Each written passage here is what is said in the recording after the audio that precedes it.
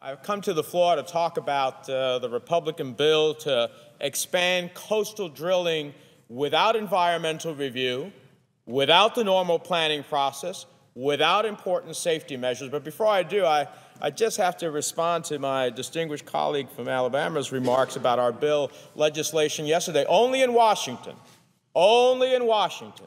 could taking $21 billion from the oil companies' tax breaks, which the legislation said clearly would go to deficit reduction, at a time that oil companies are making anywhere between $125 billion and $144 billion in profits, not revenue, but profits, would that be not reducing the deficit? Only in Washington could you say taking $21 billion from the oil industry and the tax breaks they get with record profits, the law said very clearly, going directly to deficit reduction, only that could be viewed a different way. And to suggest that the oil companies cannot do without that $21 billion of the taxpayers' money when they're making $125 billion to $144 billion in profits, it's pretty outrageous. But you know, I know what today's legislation is about. Yesterday was standing up for big oil by the Republicans, and today is standing up for big oil again because it's not about reducing gas prices. Haven't we learned anything from the tragic death of 11 men aboard the Deepwater Horizon rig a little over a year ago?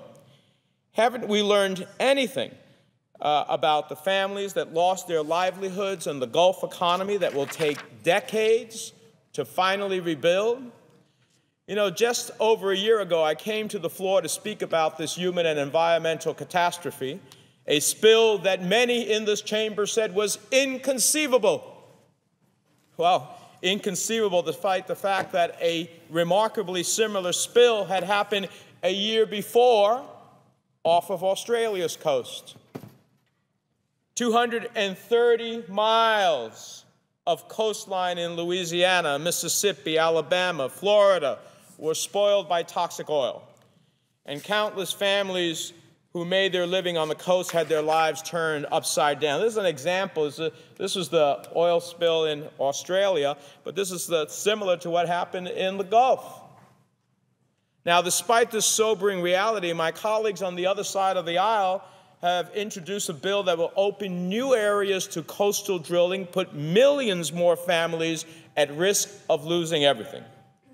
And at the same time that they are calling on coastal communities like my home state of New Jersey to risk everything, they have blocked efforts to address the fundamental safety concerns raised by the Deepwater Horizon blowout and the results of what the Commission said. This reckless bill would allow drilling in sensitive coastal areas, even though current safety and oversight laws have been deemed to be inadequate to prevent a repeat of the Gulf disaster. So I ask you, Mr. President, have we learned nothing? My home state of New Jersey would face a risk of drilling along Virginia's coast, less than 100 miles from the Jersey shore. If the Gulf spill happened in Virginia waters, many New Jersey families and much of our coastal economy would be ruined. We have magnificent, pristine beaches. The dunes along the coast are breathtaking. Wildlife is abundant. Tourism depends on it. And it would all be in jeopardy. This is the second major driver in the billions of dollars of our economy. Now, for what? This photo shows what happens to wildlife when coastal drilling goes wrong. It shows a risk we cannot take. A spill similar to the one in the Gulf could quickly travel to Cape May and blanket the entire Jersey shore in a sheen of toxic oil. This would not only be an environmental disaster, but also an economic disaster for New Jersey. If our coast was covered in oil and our wildlife disappeared, tourists wading into the ocean would be replaced by cleanup crews in biohazard suits. That's not what I want for the people of the coastal communities of my state or any other state. With approximately 60% of New Jersey's $38 billion tourism industry generated by the Jersey Shore, we cannot afford to let this happen.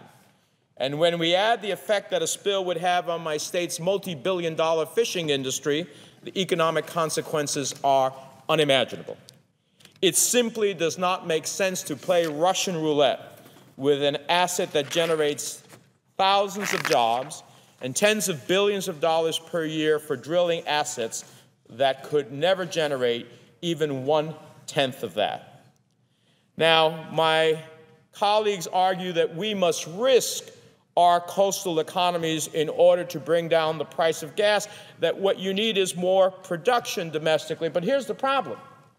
We have greater production than at any, as this chart shows, than at any time since 2005. And yet what? Gas prices haven't gone down. So how's the theory play at work? Got greater production domestically than ever before. Gas prices haven't gone down. And what's the Department of Energy tell us? It estimates that opening all shores, to drilling would reduce gas prices by how much, Mr. President?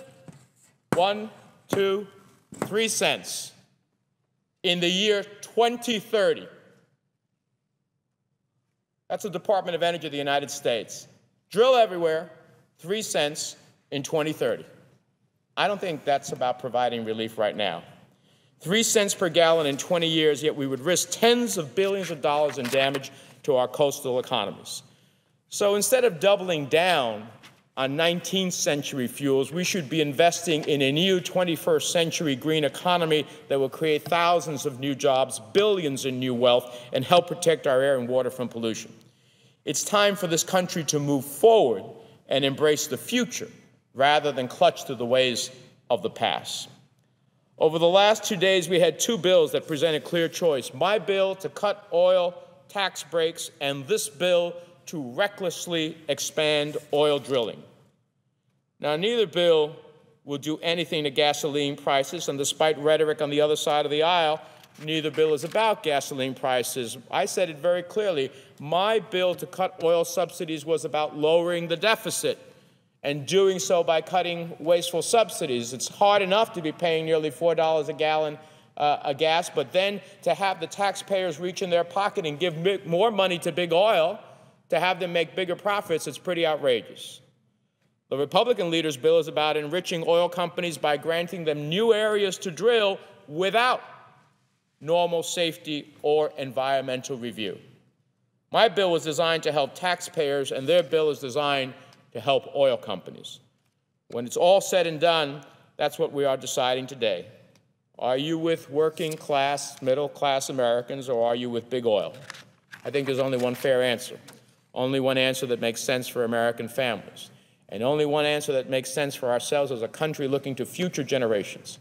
The reality is that if we learn nothing from the tragedy of a year ago, then it's a sad commentary. But if we have learned, yes, we can pursue drilling in certain areas, but it must be done safely, or else we spend then billions afterwards cleaning up the mess.